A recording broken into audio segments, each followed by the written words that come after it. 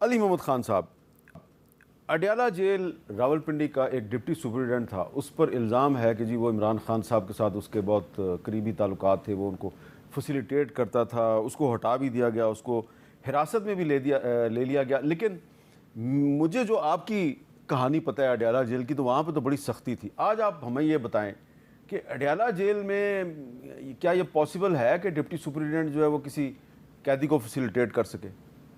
نہیں، میرا نہیں خیال، اور خاص کر جب اتنا ہائی پروفائل قیدی ہو. میرے جیسا عام قیدی اس کو نہیں کر سک رہے تھے.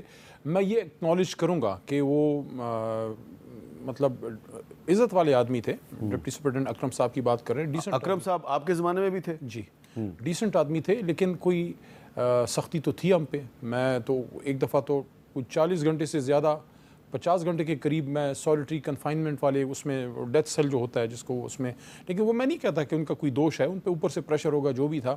اور یہ جو وہاں سپرنٹینڈنٹ ہوتے ہیں یا ڈپٹی سپرنٹینڈنٹ یا جو بھی عملہ ہوتا ہے، اس وقت سچویشن ایسی ہے کہ وہاں کچھ اور بھی کیمرے لگے ہوئے ہیں. ہاں، کوئی انسانی کیمرے بھی ہوتے ہیں اور مشینی کیمرے بھی ہوتے ہیں. تو انسانی کیمرے زیادہ انسانی کیمرے، تو وہ میں نہیں سمجھتا کوئی ڈپٹی سپرنٹینڈنٹ اتنا کوئی رسک لے سکتا ہے. سوال میرا میں اس لیے آپ سے اٹھا رہا ہوں کہ بہرحال ان کے خلاف کارروائی تو ہوئی ہے نا، ایک ان پہ الزام تو لگا ہے. تو جس جیل میں اتنے زیادہ انسانی کیمرے لگے ہوں، اتنے زیادہ مشینی کیمرے لگے ہوں، کچھ انسانی کیمرے اوپر بھی بیٹھے ہوتے ہیں وہاں. آج مجھے نہیں جانے دیا. میرے پاس چیف جسٹس اسلام آباد ہائی کورٹ کا آرڈر ہے علی محمد ایڈوکیٹ کے پاس، جو کہ MNA بھی ہے اتفاق سے.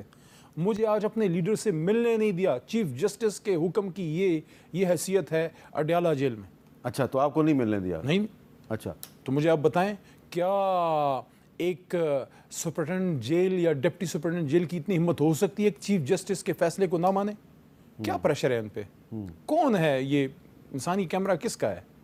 تو جب آپ جیل کے اندر تھے تو وہاں پہ پھر آپ کو کوئی نہ کوئی فیسلٹی تو ملتی ہوگی نا، تو کیسے ملتی تھی؟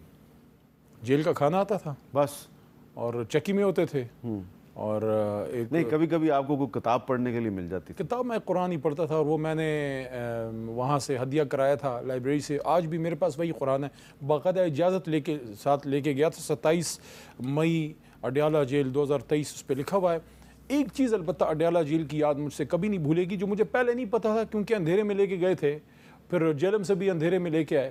لیکن جب خود گاڑی ڈرائیو کر کے اب جاتا ہوں، پیدل جاتا ہوں، دیکھتا ہوں، تو مجھے احساس ہوتا ہے کہ میری 85 سالہ ماں جو کہ کافی وہ بیمار رہتی ہیں، ان پہ کیا گزری ہوگی جب وہ پیدل وہ ادھر گئی ہیں اور انہوں نے مجھے ادھر دیکھا ہوگا.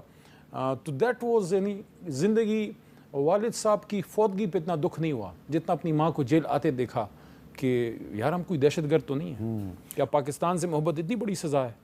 اچھا، آج وزیر اطلاعات اطاعت تارڑ صاحب نے ایک اہم بات کہی، اعلان کیا، سنیں وہ کیا کہہ رہے ہیں. جنرل فیض کی گرفتاری پہلے عمل میں لائی گئی، ان سے تحقیقات کے بعد آج 3 مزید افسروں کی جو ہے وہ گرفتاری عمل میں لائی گئی ہے. لگتا یہ ہے کہ مزید گرفتاریاں بھی عمل میں لائی جائیں گی، اور اس کا دائرہ کار صرف فوج کے دائرے تک نہیں رہے گا. اس میں جو ملوث ہے تمام لوگ اس شکنجے میں آئیں گے. صرف ریٹائرڈ فوجی افسران تک کارروائی محدود نہیں رہے گی، اور لوگ بھی اس میں پھنس سکتے ہیں. ہو سکتا ہے کہ کوئی ریٹائرڈ جج صاحب پھنس جائیں، پھر کیا ہوگا؟ آپ کو معلومات ہوتی ہیں، لیکن میں تو یہی بات کروں گا کہ جو خان صاحب نے کی ہے کہ فوج کا اندرونی معاملہ ہے، ہم نہیں چاہتے اس پہ کوئی زیادہ کامنٹ کریں، لیکن اس کو اگر تحریک انصاف کے خلاف یوز کیا جائے گا تو پھر اس پہ ہمارا رسپانس بھی آئے گا. اور دوسری بات یہ ہے کہ کسی کو سنگل آؤٹ نہیں کیا جانا چاہیے. ان کی شخصیت کے ساتھ زیادہ تو میرا تعلق نہیں رہا. حکومت کے زمانے میں ایک دفعہ جانے کا اتفاق ہوا، ان کی والدہ محترمہ فوت ہوئی تھیں. آپ بھی شاید فاتح خانی کے لیے ہم گئے تھے. نہیں، میرے ان کے ساتھ ایسے تعلقات نہیں تھے کہ میں فاتح خانی کے لیے جاؤں. بہرحال فاتح کے لیے ہم گئے تھے، تو پھر ان کو پروفیشنلی میں نے دیکھا. کچھ ملاقاتیں خان صاحب جب PM تھے وہاں ان کو میں نے دیکھا. TLP والے معاملات جب تھے اس کو وہ دیکھ رہے تھے، باجوہ صاحب دیکھ رہے تھے، اس کو خان صاحب خود دیکھ رہے تھے. اس میں شاہ محمود قریشی اور اسد قیصر صاحب تھے. اس وقت میں ان کو بڑا کمپیٹنٹ دیکھا. ان چیزوں کو جب حل کیا، وہ ایک پیسفل طریقے سے TLP سے ہمارا معاملہ جو ہے وہ حل ہوا. لیکن فیض صاحب سے قطع نظر اب تو ان کے خلاف ہی چارہ جوئی ہو رہی ہے، لیکن DG ISI یا آرمی چیف یا چیف جسٹس، یہ ایسے عہدے ہیں ملک کے جو کافی عزت تکریم والے عہدے ہیں. اس پہ اگر ایسی انویسٹیگیشن ہوتی ہے تو یہ سب قوم کی لمحہ فکریہ ہے.